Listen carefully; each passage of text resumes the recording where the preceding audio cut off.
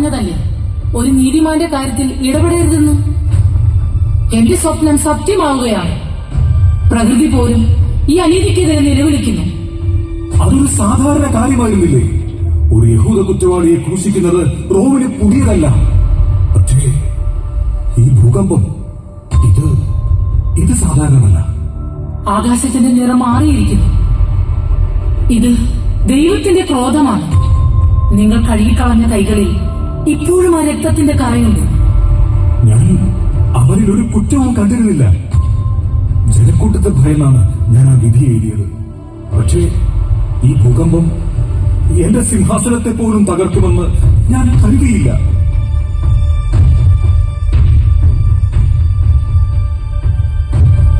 പ്രഭു, എല്ലാം അവസാനിച്ചു. ആ നസ്രായി മരിച്ചു. ഇത്ര വേഗമോ? ക്രൂശിക്കപ്പെട്ടവർ ദിവസങ്ങളോളം കഷ്ടപ്പെടാറുള്ളതാണല്ലോ. അവനൊരു സാധാരണ മനുഷ്യനായിരുന്നില്ല പ്രഭു. അവൻ മരിച്ച നിമിഷം തന്നെ ഈ ഭൂമി പിളർന്നു. ദേവാലയത്തിന്റെ തിരശ്ശീല രണ്ടായി കീറിപ്പോയിരിക്കുന്നു. തിരശ്ശീല കീറിയെന്നോ? അത് അസാധ്യമാണ്. കാവൽ നിന്ന പടയാളികൾ ഭയന്ന് വിറയ്ക്കുകയായിരുന്നു പ്രഭു. പാറകൾ പിളർന്നു, ശവക്കല്ലറകൾ തുറക്കപ്പെട്ടു. പീലാത്തോസ്, നീ വിധി എഴുതിയത് ഒരു മനുഷ്യനെയല്ല, ഒരു ദൈവത്തെയാണ്.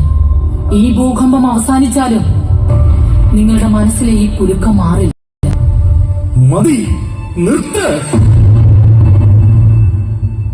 നോക്കൂ പീലാത്തോസ്, ഈ ഇരുട്ടിൽ നിനക്ക് നിന്റെ സിംഹാസനം കാണാൻ കഴിയുന്നുണ്ടോ?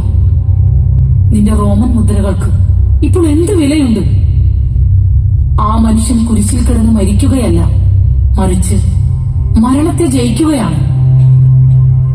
നീ അവനെ തോൽപ്പിക്കാൻ സാധിച്ചു, പക്ഷേ നീ തോറ്റുപോയിരിക്കുന്നു.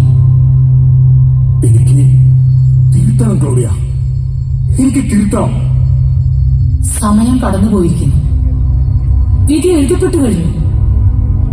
ഇനി ചെയ്യേണ്ടത് ഒന്നു മാത്രം. നിന്റെ കൈകളിലെ ഈ രക്തക്കറയുമായി ശിഷ്ടകാലം ജീവിക്കുക.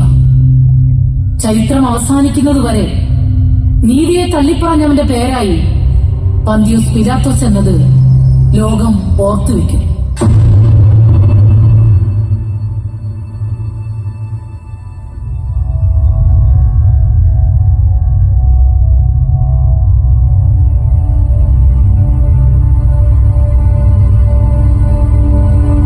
പ്രഭു, ആരാണ് ഈ അർദ്ധരാത്രി ഈ ഭീകരമായ ഇരുട്ടിൽ എന്റെ അടുത്തേക്ക് വരാൻ ആർക്കാണ് ഇത്ര ധൈര്യമുള്ളത്? അടിയന്തരമായ ഒരു കാര്യത്തിനാണ് ഞാൻ വന്നത്. ജോസഫോ, നീ എന്തിനാണ് ഇപ്പോൾ ഇവിടെ വന്നത്? നിന്റെ ദൈവത്തിന്റെ കോപം ഈ കൊട്ടാരത്തെ തകർക്കുന്നത് നീ കാണുന്നില്ലേ? ഞാൻ വന്നത് ക്രൂശിക്കപ്പെട്ട നീതിമാന്റെ മൃതദേഹത്തിന് വേണ്ടിയാണ്. നസ്രായനായ യേശുവിന്റെ മൃതദേഹം എനിക്ക് വിട്ടു നൽകുവാൻ ദൈവം തകണം.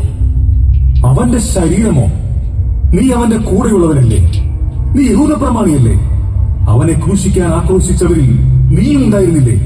ഇല്ല പ്രഭു, ആ പാപത്തിൽ ഞാൻ പങ്കാളിയായിരുന്നില്ല. ഞാൻ രഹസ്യമായി അവനെ സ്നേഹിച്ചിരുന്നു. ജീവിച്ചിരുന്നപ്പോ അവന് വേണ്ടി ഒന്നും ചെയ്യാൻ എനിക്ക് കഴിഞ്ഞിരുന്നില്ല. മരണശേഷമെങ്കിലും അവന് ബഹുമാനത്തോടെ അടക്കം ചെയ്യുവാൻ എനിക്ക് അനുവാദം തരണം.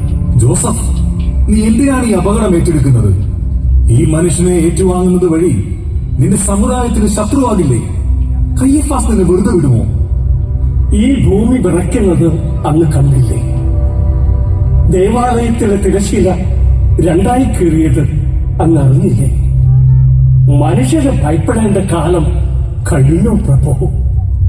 എനിക്ക് അവന്റെ ശരീരം വേണം.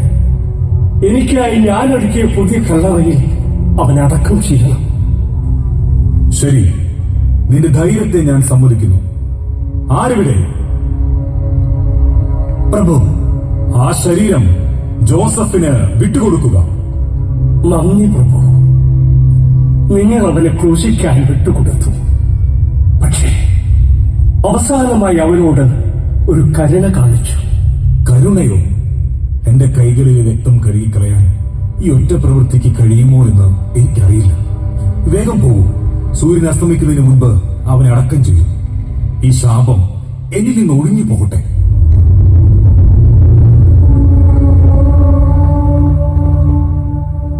കാൽവരിയിലെ കഠിനമായ കാറ്റും നിലവിളികളും അടങ്ങിയിരിക്കുന്നു. കുരിശിൽ എല്ലാം പൂർത്തിയായിരിക്കുന്നു.